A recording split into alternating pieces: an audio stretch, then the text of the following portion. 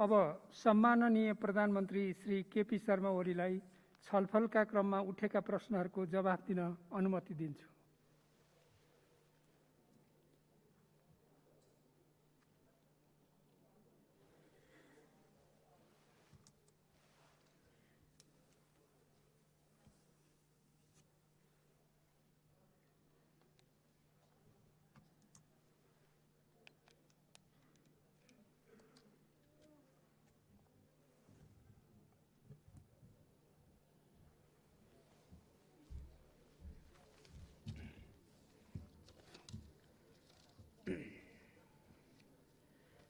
सम्माननीय सभामुख महोदय,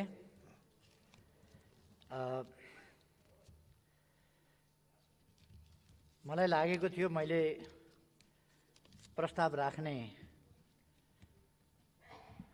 क्रममा र विश्वासको मत माग्ने क्रममा जुन विचारहरू राखेको थिएँ त्यसबाट सबै दल र माननीयजीहरूमा स्पष्टता आयो भन्ने मैले ठानेको थिएँ। तर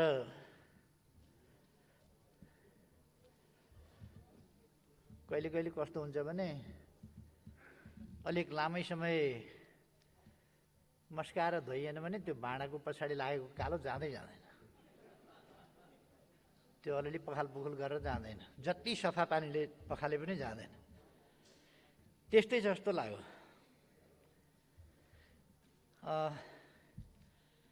सभामुख महोदय, म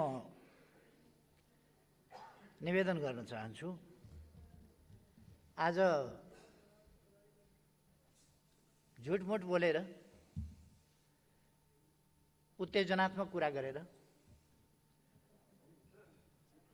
अहिले यस्तो असहज स्थितिबाट कोभिड-19 को अवस्थाबाट देश गुज्रिरहेको बेला देशमा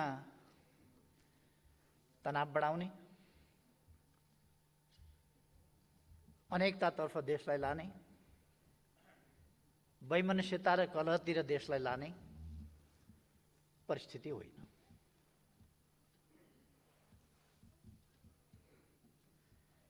कतिपय मित्रहरूका बोलाइ सुन्दा त अचम्म पनि लाग्यो। मैले माखे साङ्लो भनेको एउटा जटिल भन्ने हुन्छ, जटिल यन्त्र हुन्छ त्यो, त्यसलाई माखे साङ्लो भन्छन्। मैले नेपालको राजनीति अलिकति माखे साङ्लो जस्तो, जान्यो भने फुत्किन्छ, जानेन भने त्यो अल्झिरहन्छ। त्यसकारण जटिल भयो, माखे साङ्लो जस्तो जटिल भयो भनेर भनेको थिएँ। बहुत हल्ला चलाइयो। मानव साङ्लोलाई माखे साङ्लो भन्यो, माखा भन्यो, मखिया भन्यो।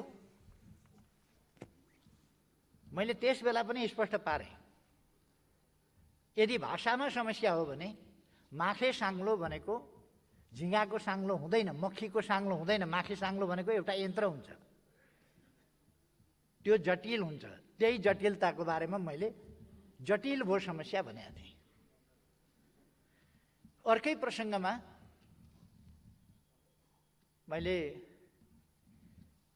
केही आँप झरेर आँपको रुख त खाली हुँदैन भनेको थिएँ। मारिएका शहीदलाई आँप झरेका, 4वटा आँप झरेका भन्यो भनेर भ्रमपूर्ण हल्ला फिजाइयो। यस्तो क्षुद्र खालको राजनीति नगरौँ। मानिसको जीवन जाने जस्तो संवेदनशील कुरालाई 2टा 4वटा आँप झरेको भनेर कसैले भन्दैन होला, सायद मैले भन्ने प्रश्नै उठ्दैन। कसरी त्यस्तो भन्न सके? तर त्यसलाई लगेर तराईमा लगेर त्यसको खेती छर्न खोजियो। उत्तेजनाको राजनीति यस्तो हो। त्यति बेला केही मान्छेहरूले यस्तो गरे, उत्तेजनाको राजनीति शान्तिपूर्ण ढङ्गले पनि सभा गर्न नपाइने,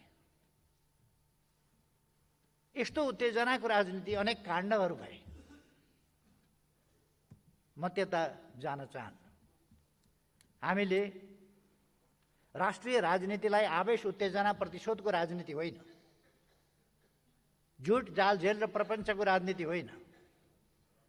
सत्य तथ्यमा आधारित जनतालाई सही सूचना दिनुपर्छ।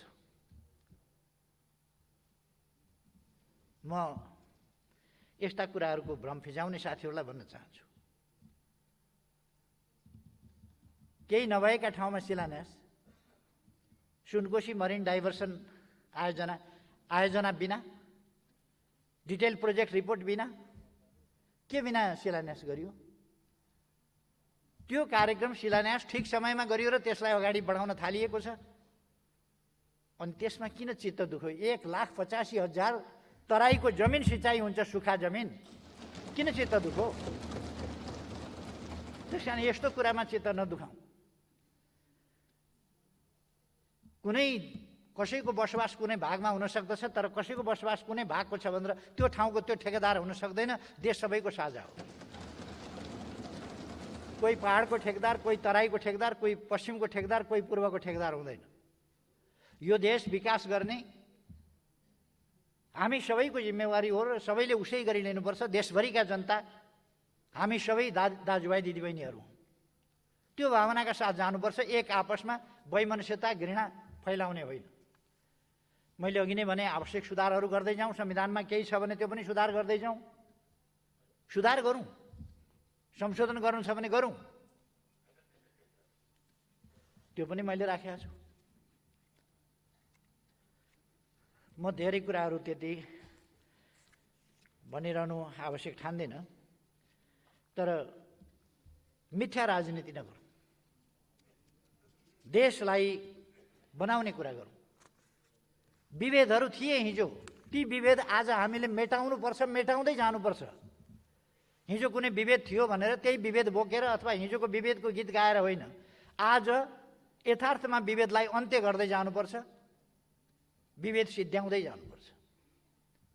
त्यसकारण विभेद सिद्ध्याउने प्रयासमा यो सरकार लागेको छ। असमानता र विभेदको अन्त्य गर्ने, भेदभावको अन्त्य गर्ने त्यस काममा सरकार लागेको छ।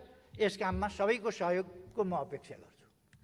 आज तनाव बढाउने होइन, तानातान बढाउने होइन, मिथ्या आरोपको खेती गर्ने होइन। हामीले एउटा समृद्धितर्फको अभियान मजाकको विषय होइन, तुक्का मिलाउने विषय होइन यो, तर समृद्धितर्फको अभियानलाई हामीले साझा अभियानको रूपमा आज अगाडि बढाउन सक्नुपर्छ।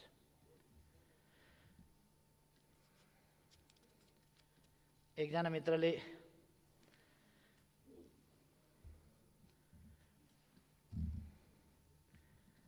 लोकतान्त्रिक प्रणालीको बहुत जोरदार वकालत पनि गर्नुभयो, चिन्ता पनि गर्नुभयो। 10-15 वर्ष अगाडि लोकतन्त्रका विरुद्ध लडाइँकै मैदानमा हुनुहुन्थ्यो क्या र? हामी सम्झाउँदै थियौँ लोकतन्त्रका लागि सहमत हुनुहोस्, आउनुहोस् भनेर। आज लोकतन्त्रको यत्रो तरफदारी गर्दा मलाई एकदम खुसी लागेको छ।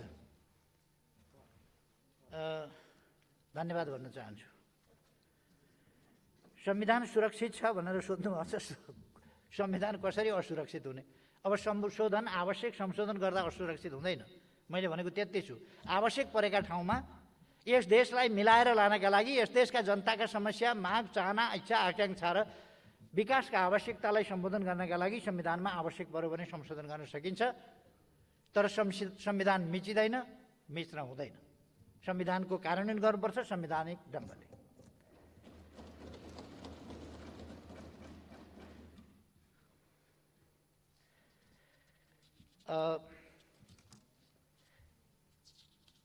साथीहरूले के भनेको यो बुझ्ने कुरा, नेपाली जनताले बुझ्ने कुरा अलिक आएन। मार्ग प्रशस्त गरिदिनु पर्यो भन्नुभयो।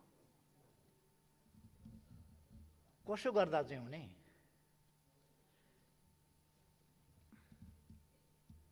अब आज यहाँ कुरा आयो, तपाईलाई यस सदनले विश्वास दिँदैन भनेर। मलाई त्यस्तो लाग्दैन, तर पनि कुरा सुन्दा हो कि जस्तो पनि अलिअलि लाग्यो। कहिले कहिले देशको आवश्यकता एकातिर हुन्छ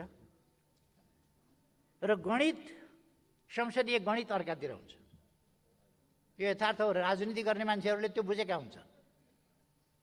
देशको आवश्यकता र संसदीय गणितका बीचमा फरक पर्छ। र चुनाव हुँदा लोकतन्त्र पनि खतरामा पर्दैन, संविधान पनि खतरामा पर्दैन। त्यसो भए त बेलायतमा अस्ति पर्यो, इजरायलमा अहिले परिराखेको छ। बोरिस जोन्सनले अस्ति भर्खर चुनाव गराउनु, संसद विघटन भयो। बेलायतमा लोकतन्त्र खतरामा पर्यो, लोकतन्त्र समाप्त भयो, हाम्रो हत्या भयो, हत्या गरिदियो। बोरिस येल्सिनले कोही रुँदै कराउँदै हिँडेन, चुनावमा गए, फेरि चुनावबाट छानिएर आए। यस्तो प्रक्रियाहरू हुन्छ लोकतन्त्रमा। बढ्ता ढिलो भयो भने अब 1.5 वर्षमा त चुनाव हुनुपर्छ। अब 1.5 वर्षमा त संसदको समय सिद्धिन्छ। के संसदले, संविधानले हाम्रो हत्या गरे हो त त्यो? त्यसो गर्दा हत्या भयो? त्यसरी कसैको हत्या हुने होइन। त्यस्तो अपव्याख्या गर्नु कुनै जरुरी छैन। यसभन्दा अगाडि पनि थुप्रै पटक त्यो भएको छ। अब आज साथीहरूले भन्नुभयो संविधान बनाउँदाको मर्म सम्झिनु भयो। संविधान बनाउँदाको मर्म अनुसार 5 वर्ष चल्नुपर्छ भन्ने त ठिक छ, 5 वर्ष चलाउँ न त। मैले भोट मागेको छु त, विश्वासको मत चलाउँ भनिराखेको छु त। 5 वर्ष नचलाउँ भने भए त सुरुका राजीनामा लेखेर फ्याँकिदिन्थेँ होला नि त मैले। किन राजीनामा नदिएको भन्दा 5 वर्ष चलाउँ, ठ्याक्कै मिलेको छ नि कुरो एउटै छ। 5 वर्ष चलाउँ, पटक पटक अस्थिरता ननिम्त्याउँ, स्थिरता दिउँ, 5 वर्ष चलाउँ, मत दिनुहोस्। मिलेर काम गरौँ, मत दिनुहोस्। संसद विघटन होला कि फेरि भन्ने चिन्ता छ। ए बाबु मत दिनुहोस् न, कसरी विघटन हुन्छ? आफै मत नदिकन विघटनतिर धकेल्ने, आफै विघटनतिर धकेल्ने, अनि अर्कालाई अब्जस लाउने। अनि भिरका टाउकाबाट उँधोतिर हाम फाल्ने, अनि गुरुत्वाकर्षणलाई दोष लाउने।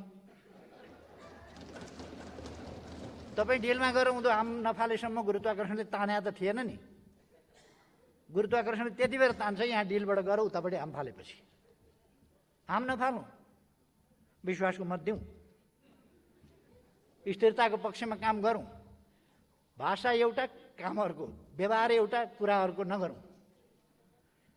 त्यसकारण संसदको स्थायित्वका लागि मुद्दा लडेर फिर्ता ल्याएको संसद बचाउँ न, बचाउँ, भोट दिउँ। एउटै प्रधानमन्त्री रहोस् भनेर 2 वर्ष त अविश्वासै राख्न नपाउने व्यवस्था गरिएको छ। ठिक भन्नुभयो, संसदले त्यो व्यवस्था गरिएको छ। मैले समस्या भनेछु, त्यसलाई फेल खुवाइदिउँ न त। समस्या भनेछु मैले, फेल खुवाइदिउँ, भोट दिउँ, समस्या भनेको फिर्ता लिन्छु, भोट दिउँ न त।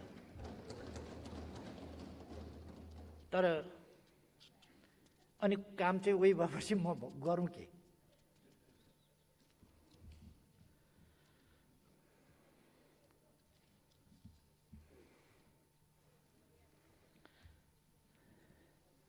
खोपको व्यवस्था अगाडि नै गर्नु पर्थ्यो भन्नुभयो। यो के भनेको?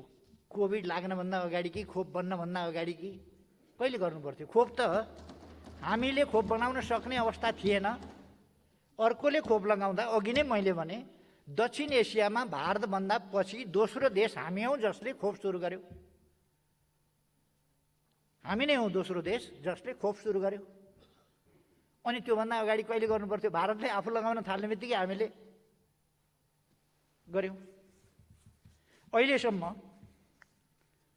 भारतबाट हामीले 10 लाख सहायतामा प्राप्त गर्यौँ। चीनबाट हामीले 8 लाख सहायतामा प्राप्त गर्यौँ। 20 लाख हामीले $4 का दरले किन्यौँ। यो सोझै कम्पनीसँग सरकारले डिल गरेर खरिदिया हो। यसमा कहीँ कतै भ्रष्टाचार छ भन्ने मलाई लाग्दैन। छ भन्नुहुन्छ तब पनि छ भन्नुहुन्छ भनेदेखि छानबिन गरौँ न त।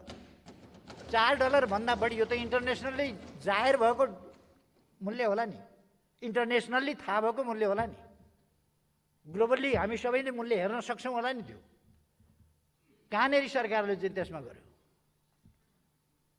अनि यो पर्सेप्सन जनतामा यस्तो बेलामा गलत भ्रम नफिजाउँ। हामीले जम्मा 20 लाख डोज खरिद गरेका छौँ। जम्मा 2 पल्ट गरेर ल्याउँदैछौँ। $4 का दरले किनेका छौँ। यो सार्वजनिक छ, अरू किनेको छैन। अब आउन ढिला भएको चाहिँ व्यापारीहरूको, कमिसनखोरहरूको यहाँ यसबारे मलाई जानकारी भएन। जानकारी भएका मित्रहरूले मलाई जानकारी गराइदिनु भयो भने त्यस्तोमा कारवाही गर्छु मैले।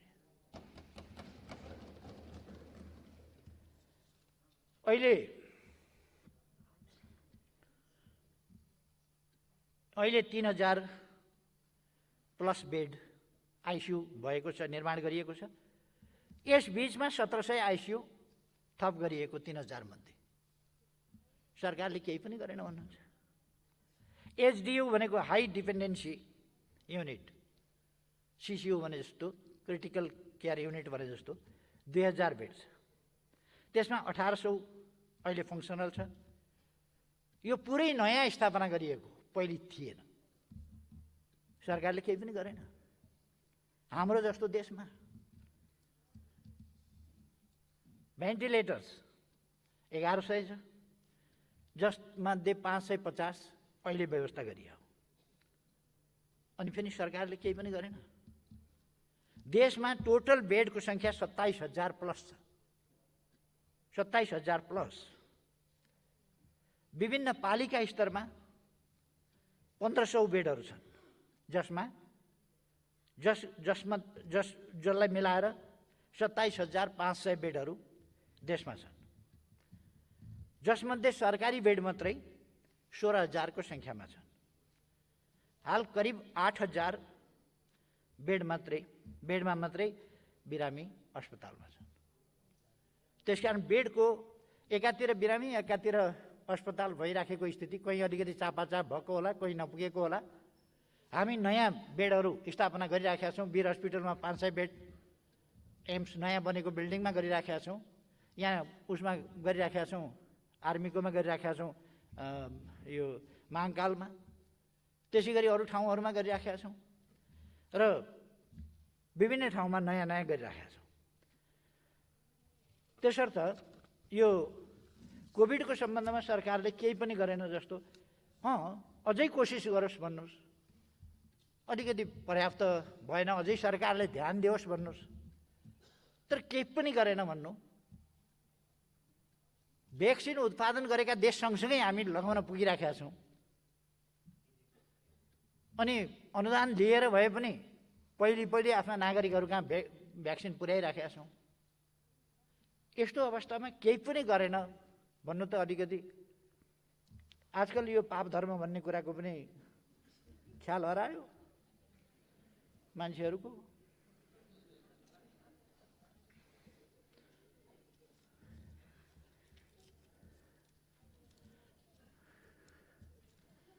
अर्को मलाई आरोप आयो, धराहरा तयारै भएको थिएन। अनि तयार नभइकन टुप्पामा कसरी गयो होला त? म लिफ्ट चढेरै गएको थिएँ, तयारै नभइकन। अनि त्यो त बाहिरबाट देखिन्छ त हौ, तयार भएको नभएको।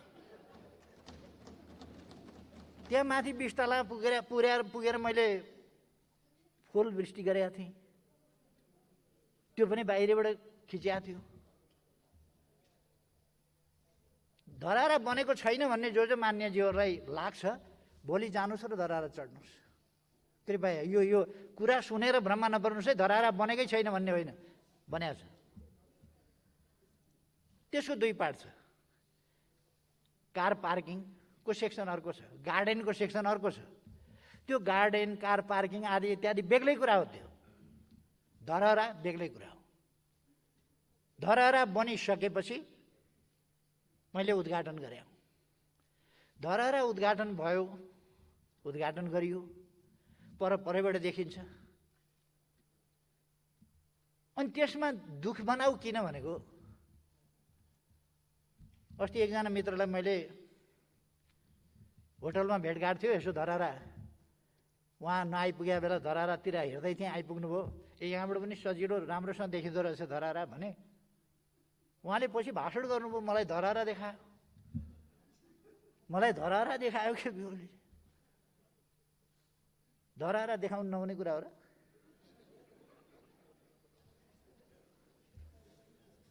अचम्म लाग्यो मलाई। मैले त सबैतिरबाट छर्लङ्ग देखिने राम्रो, यहाँबाट पनि राम्रो देखिँदो रहेछ भनेर सामान्य कुरा गरेका थिएँ।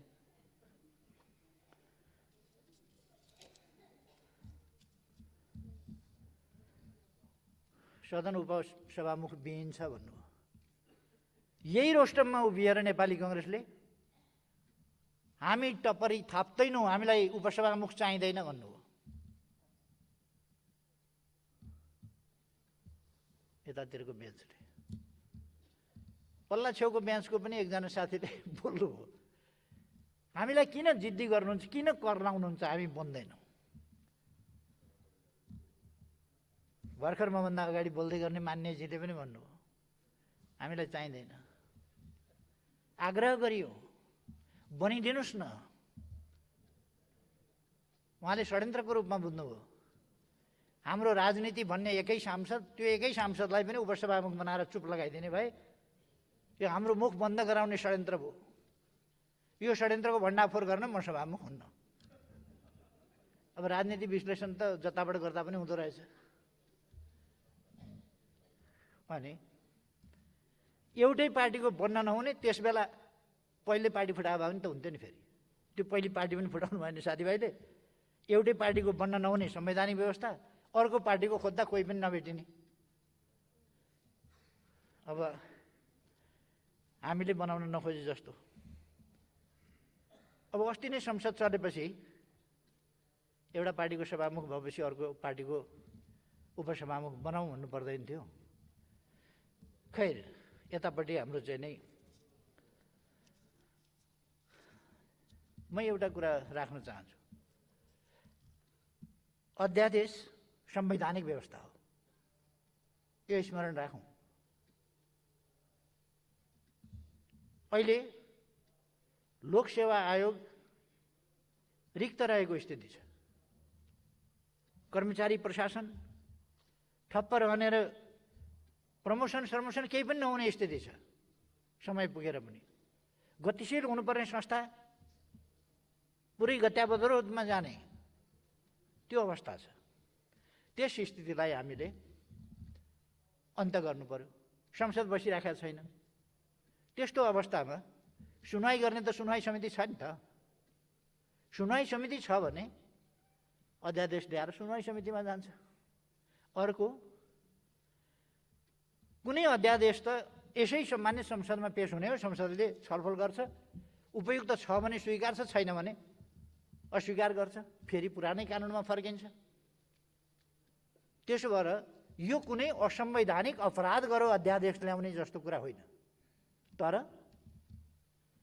एसिड आक्रमण जस्तो कुरा, त्यसका विरुद्धको कडा कानुन बनाउने कुरा, जनताको चर्को माग, बलात्कार जस्ता अपराधमा संलग्नहरूलाई कडा कारवाही गर्ने कुरा, त्यस सम्बन्धी माग जस्ता विषयहरूलाई ल्याएर अध्यादेश जारी गरिएको थियो। त्यस सम्बन्धमा कारवाही अगाडि बढाइएको थियो। महिला हिंसा विरुद्ध हो, एसिड आक्रमण विरुद्ध हो, बलात्कार जस्ता घटनाहरू रोक्नका लागि हो। र संविधानले संसदको अधिवेशन चलेको पहिलो दिन नै, पहिलो बैठकमा नै सरकारले त्यो पेश गर्नुपर्छ। म धेरै कुरा भन्न चाहन्न। त्यो संवैधानिक उत्तरदायित्व सरकारलाई वहन गर्न दिइएन। कोही छोडेर हिँड्ने, कोही वेल घेर्ने, कोही नारा लाउने। कति संसदीय अभ्यास हामी गर्दैछौँ, कति संविधानको पालना गर्दैछौँ भन्ने साथीभाइहरूले धेरैपल्ट भन्नुभयो। छातीमा हात लाएर, छातीमा हात राखेर बोल, छातीमा हात राखेर बोल, धेरैपल्ट भन्नु। त्यसो भन्ने साथीहरूलाई म भन्न चाहन्छु, शब्द मात्रै होइन, यो हाड मासुको हात यसो छातीमा राखे चाहिँ गर्ने मात्रै होइन, इमानको छातीमा हात राखेर सोध्नुहोस् आफैलाई। इमानको छातीमा हात राखेर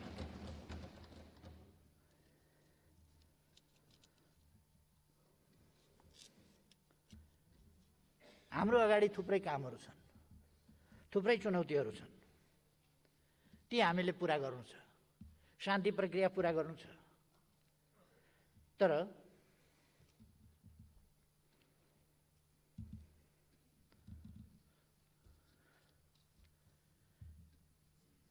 अहिले विश्वासको मत किन लिनु पर्यो भन्नुभयो साथीहरूले।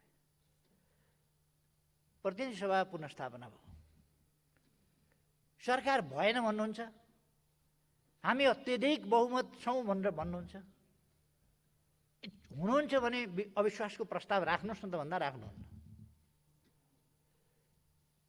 कसले सरकारलाई काम गर्न दिएन भनेर अघि प्रश्न पनि गर्नुभयो, कसले सरकारलाई काम गर्न दिएन? मैले नाम लिनु बान्छनी हुँदैन, कसले दिएन। देशले देखाएको छ कसले काम गर्न दिएन सरकारलाई भनेर, देशले देखाएको छ, जनताले देखाएको छ। तर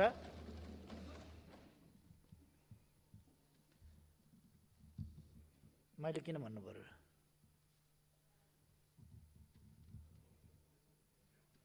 अविश्वासको प्रस्ताव पनि नराख्ने, वैकल्पिक सरकार पनि दिन तयार नहुने, नेपालीमा हलो अड्काउने गोरु पड्काउने भन्छ त्यसलाई। काम गर्न समर्थन पनि नगर्ने। अब म राजीनामा गर्थेँ नि, अब बहुमत छ आफूसँग, कसरी राजीनामा गर्ने?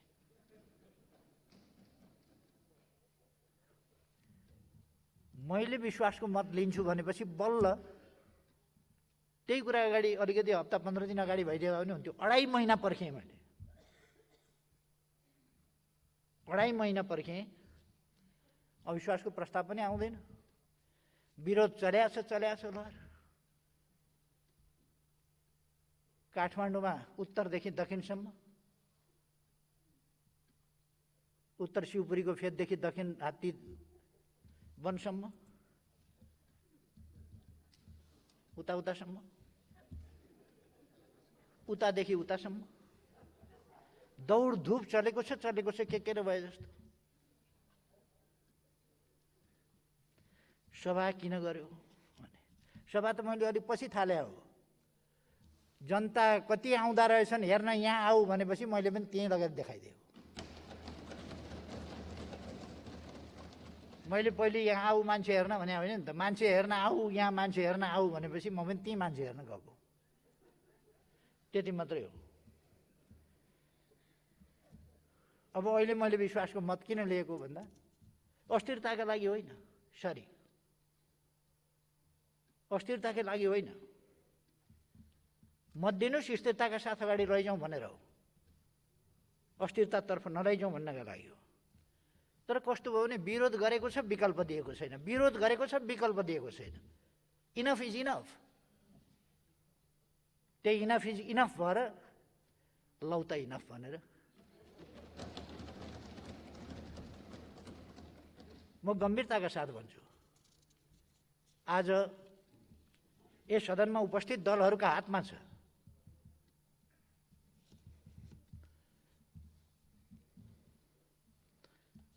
एउटा चर्चित भनाइ छ, कुराले चिउरा बित्दैन। हामीले स्थिरता चाहेको हो भने, हामीले स्थायित्व चाहेको हो भने, हामीले सहयात्रा र सहकार्य चाहेको हो भने त्यस अनुसारको बाटो लागौँ न। होइन भने संविधान अनुसार दुईटा बाटा छ। संविधानको कार्यान्वयन उपयुक्त ढङ्गले संवाद र सहमतिबाट उपयुक्त ढङ्गले गर्न सकिन्छ एउटा। अर्को सहमति हुँदैन भने पनि खोज्नु के पर्छ भन्दा संविधान अनुसारको बाटो खोज्नुपर्छ। संवाद सहमतिका साथ स्थिरता स्थायित्वको पक्षमा र उपयुक्त ढङ्गले देशलाई अगाडि बढाउनका लागि स्थिरता स्थायित्व कायम गर्ने हिसाबले अगाडि बढौँ। ठिक छ, म तयार, के गर्नुपर्छ भन्नुहोस्। मैले त विकल्प प्रस्तुत गर्नका लागि ल्याएँ त यहाँ, यति गर्दा पनि धन्यवाद भन्नु छैन।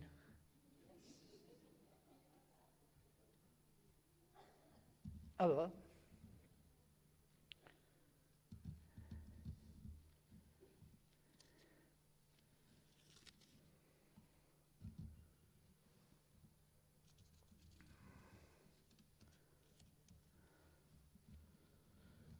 यो विश्वासको मत भनेको चाहिँ यो संसद बाहिर गरिएको हल्ला होइन, संसद बाहिरको आरोप प्रत्यारोप होइन, म कसैलाई आरोपित लाञ्छित गरिराखेको छैन।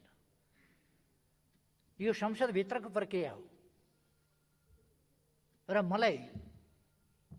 मैले संसदको विश्वास ममाथि छ भन्ने कुराको पुष्टि हुँदैन भने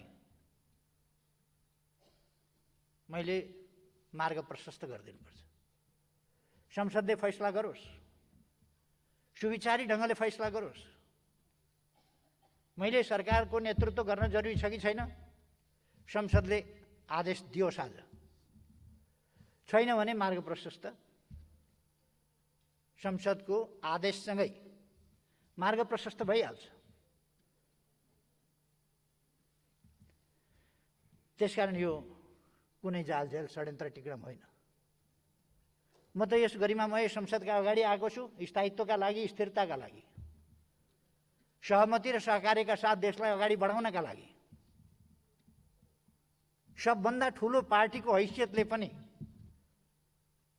र त्यस सबभन्दा बढी जनमत भएको पार्टी, सबभन्दा बढी सिट भएको पार्टीको हैसियतले पनि सबै पक्षलाई मिलाएर म अगाडि जान्छु भनेर सरकारको नेतृत्व गर्ने, न्यायोचित हिसाबले सोच्ने हो भने पनि मैले हक राख्छु।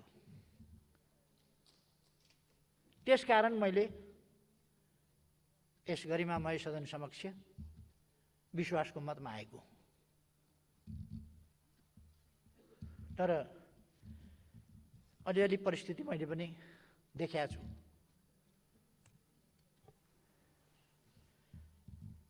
कसको उपस्थिति छ, कसको उपस्थिति छैन, किन उपस्थिति छ, किन उपस्थिति छैन,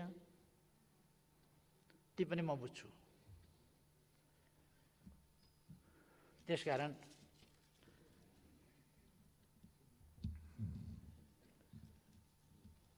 यहाँ आशंका पनि कतिले व्यक्त गर्नुभयो, फेरि विघटनका लागि बाटो बनाउन त होइन भनेर। त्यो षड्यन्त्र चकनाचुर पारिदिनुहोस् न, भोट दिएर खत्तम बनाइदेऊ न। कहीँ कदाचित त्यस्तो रहेछ भने ध्वस्त बनाइदेऊ, खर्लाम खुर्लुम भोट हालिदिउँ। ल त कसले गर्दो रहेछ विघटन?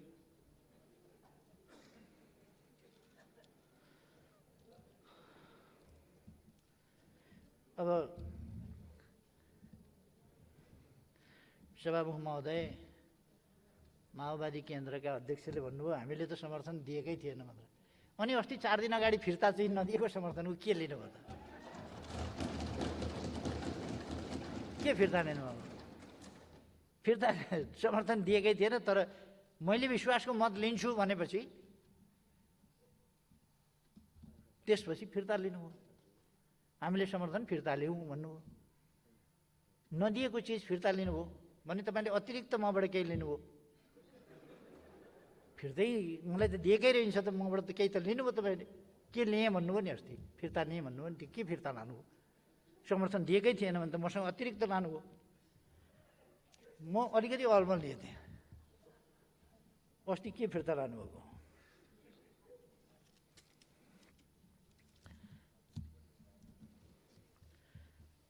सभामुख महोदय, आज देशले अलिअलि साथीहरूले बोल्ने क्रममा अस्पष्टता अलिकति छर्न खोजेको जस्तो मलाई लाग्यो। त्यसो नगरौँ भन्नका लागि मात्रै मैले यो 2-4 शब्द राखेँ हुँ। आज फेरि पनि संवाद र सहमति, समझदारीका साथ देश अगाडि बढ्न आवश्यक छ। फेरि पनि भनाइमा उँच नीच यताउता कसले कति गर्यो, कमसेकम हिजोका कुरा छोडेर अब अगाडि बढौँ त। अगाडि बढ्न त हामी हिजो पनि सकेका हौँ नि। हामी बिल्कुलै फरक टाढा टाढाका ध्रुवमा हुँदाखेरि पनि नजिकै आएर फेरि एक ठाउँ पनि भएका हौँ नि। हामी एउटा सिस्टमभित्र छौँ, एउटा संविधानभित्र छौँ, एउटा व्यवस्थाभित्र छौँ,